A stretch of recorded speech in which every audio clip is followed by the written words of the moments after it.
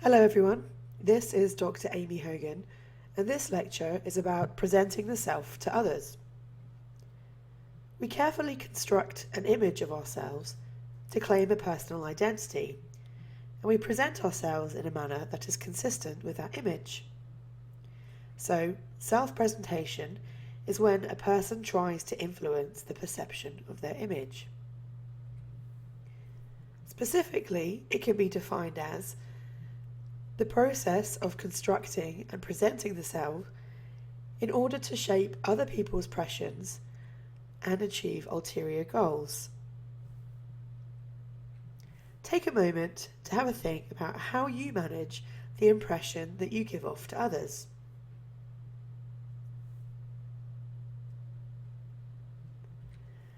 For example, you might have noticed that the image you portray on social networking sites is vastly different from reality.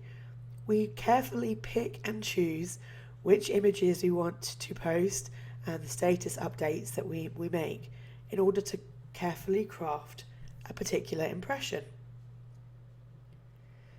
We do this automatically and we become very practiced at doing this. Why? Well, because we want to portray ourselves in the most favourable light. If you think about it, we've probably all had the experience of saying something silly or we think it sounds stupid, and then we feel embarrassed about it because we think someone is thinking badly of us. We might say something silly or stupid, and then we think about it for hours, days, and weeks afterwards. The good news is that we're actually rarely judged as harshly as we think. Sometimes we're our own worst critics.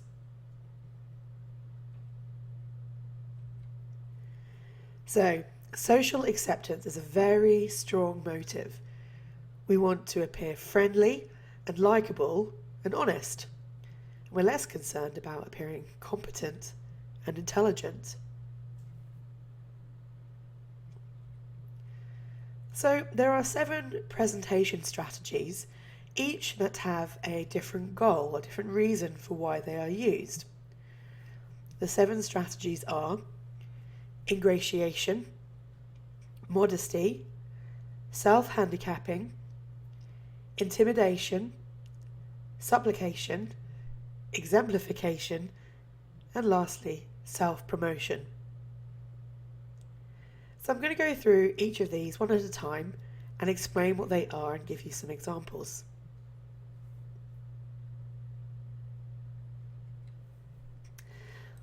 The first one is ingratiation. Basically, we try to shape people's impressions of us by flattery. It's the most common self-presentation strategy, and the reason we do it is because it increases the self-esteem of the person we are flattering. Our co-workers, we do it to bosses all of the time, perhaps to try and make us look very favourable in their eyes. If you think about sometimes when you go to a restaurant and you order, the waiter or waitress will flatter you by saying, "Oh, good choice, well done." The reason why they do that is because it increases your self-esteem and that they will hopefully, or you will hopefully, tip them more. Research shows that that's true. So ingratiation means flattery.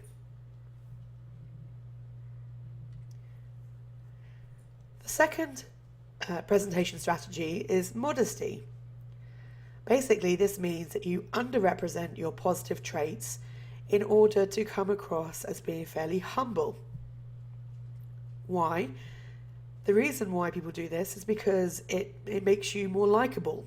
People who are humble and don't tend to brag about their contributions or accomplishments tend to be very likable. And it tends to preserve high levels of competence and honesty. Women do this a lot more frequently and with greater effect than men.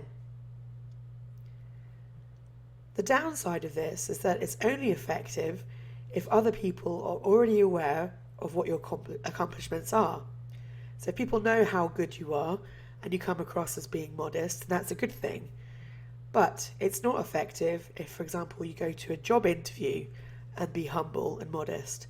That person doesn't know about your accomplishments, so it wouldn't be an effective strategy in that situation. And in fact, the opposite is true when you're wanting to go for an interview. You actually want to self-promote. And this is the idea that you convey a lot of positive information about yourself by either behaving in a particular way or telling others about all your accomplishments and things that you've done well. Why? Because you want to be respected for how well you do things and for your intelligence. So as I've mentioned, it's used mostly during work-related interactions. And of course, it's employed more frequently by men.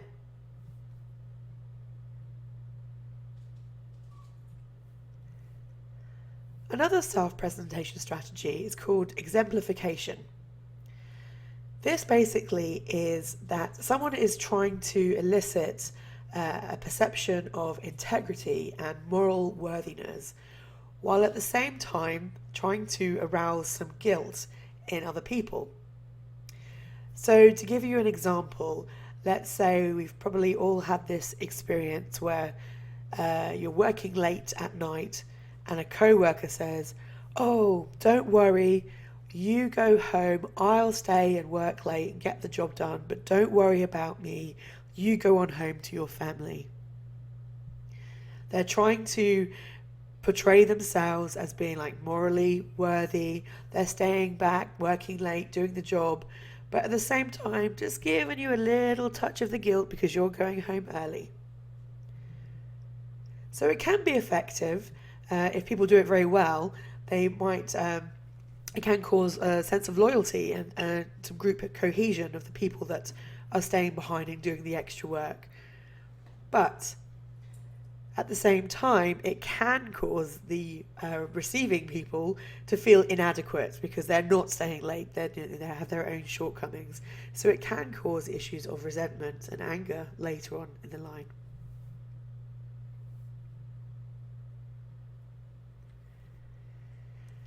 Another presentation strategy is intimidation, using fear and threats of power to try and get your way.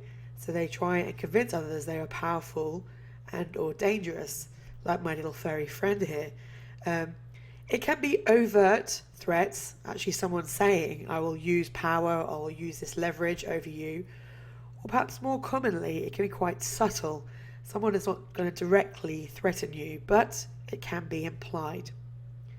Sometimes this can be an effective presentation strategy, especially if someone wants to come across as being powerful.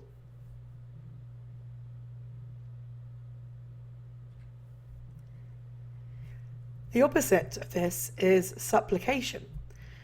This is the idea that someone actually tries to play on or advertise their own weakness or dependence on another person in order to try and get sympathy or help out of a sense of social obligation. So for example, as the people on, let's say, street corners who ask strangers for change, they are purposely trying to craft an impression of being in need of help, and perhaps they are, but they're trying to get the money out of a sense of sympathy or social obligation. The problem, of course, with this type of presentation strategy is that people tend to blame the victim. We've probably all thought it at some point in our life, but well, it's their own fault, they're homeless or they're asking for change. Go and get a job. We might think these automatic thoughts, not very nice, but perhaps we think them. So we tend to blame the victim. We believe that their suffering is self-inflicted, or we judge them as poorly functioning. They're not running their life very well.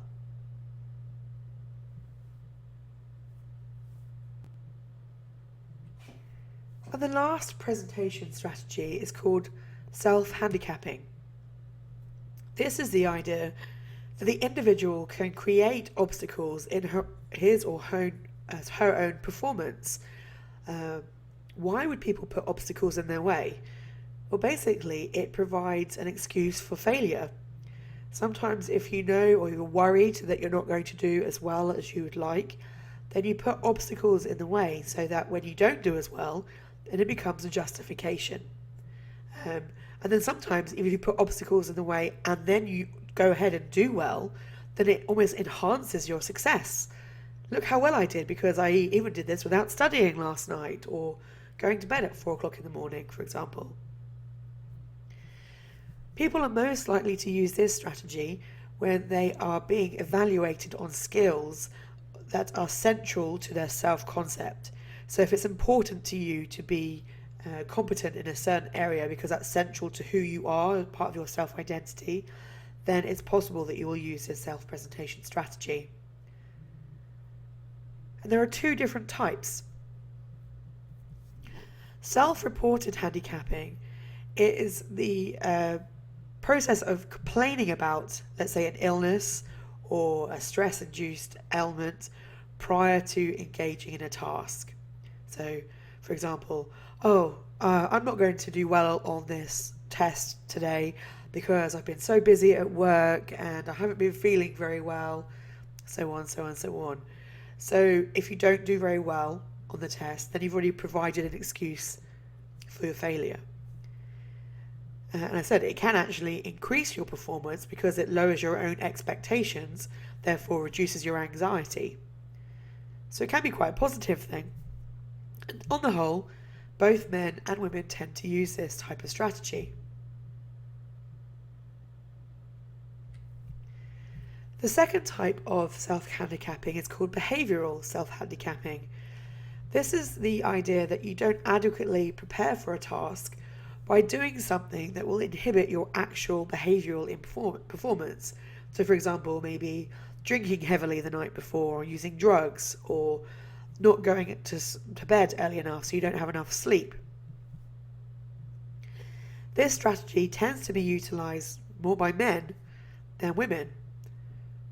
Why? Because perhaps men are more competitive and driven by public standards of performance. So they're more worried about their actual public performance of a behaviour. The problem, of course, then with this type of strategy is that people might perceive you as being lazy or unmotivated if you didn't study for whatever reason. So those are the 7 presentation strategies. Have a think for a moment and come up with an idea. How many of these strategies have you used today?